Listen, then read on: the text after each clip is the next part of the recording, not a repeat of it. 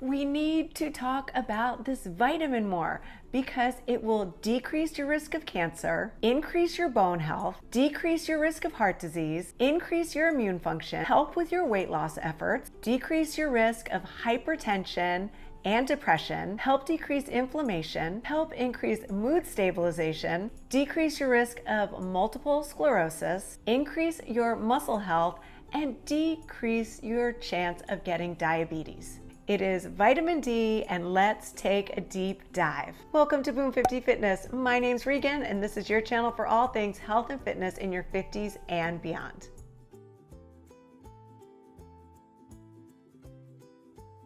This anti-inflammatory, antioxidant, and neuroprotective vitamin supports immune health, muscle function, and brain cell activity.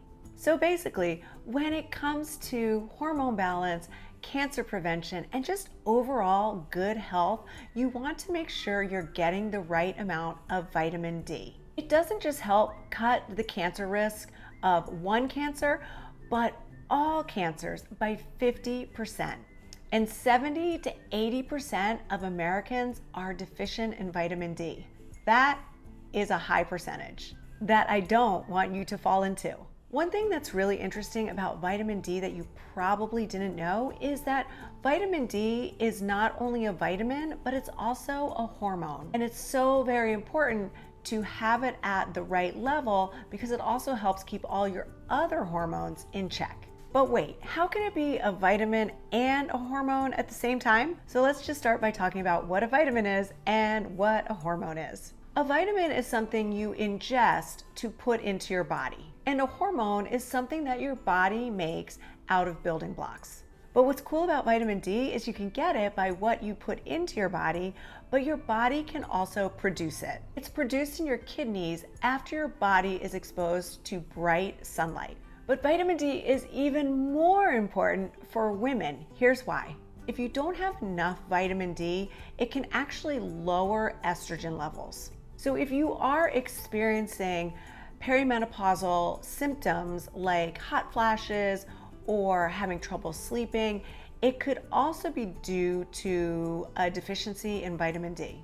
So I'm not suggesting that vitamin D will help those symptoms just go away, but it may help alleviate some of the symptoms. And maybe it'll just help some of those symptoms be less noticeable and maybe just not as frequent. So in general, vitamin D deficiency can cause trouble sleeping, and it can really affect your mood and lead to things like anxiety or depression if left untreated. You know, on this channel, we talk so much about the importance of building muscle and having strong bones, but having low vitamin D levels can increase your risk of bone fractures and hair loss.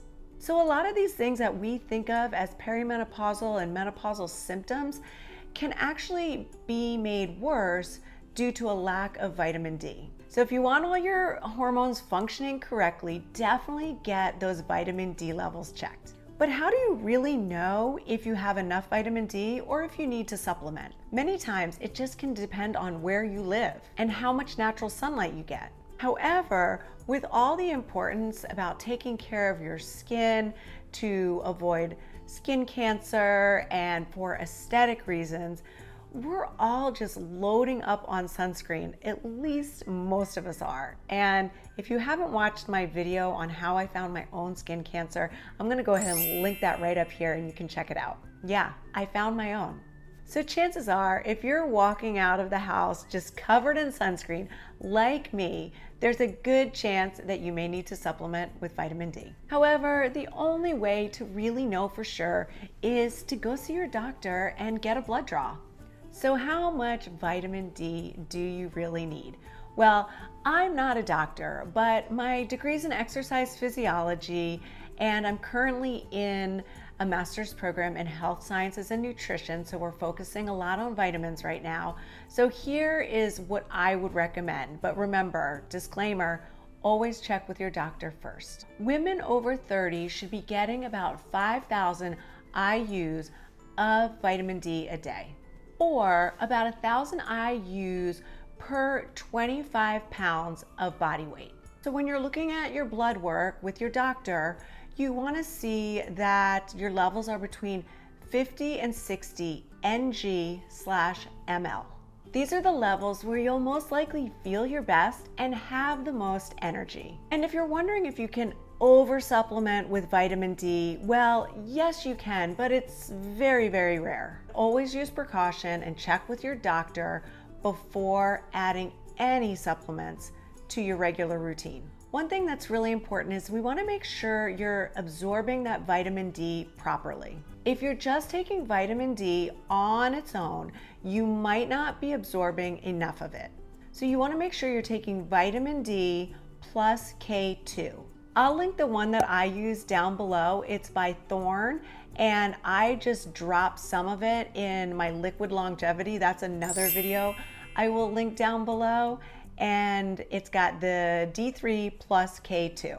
I mentioned in the beginning of this video that a lot of vitamin D can be found in the foods that you ingest. So here are some of the foods that are very high in vitamin D: salmon, cod liver oil, milk, beef liver, Swiss cheese, oysters, sardines, swordfish, and tuna fish.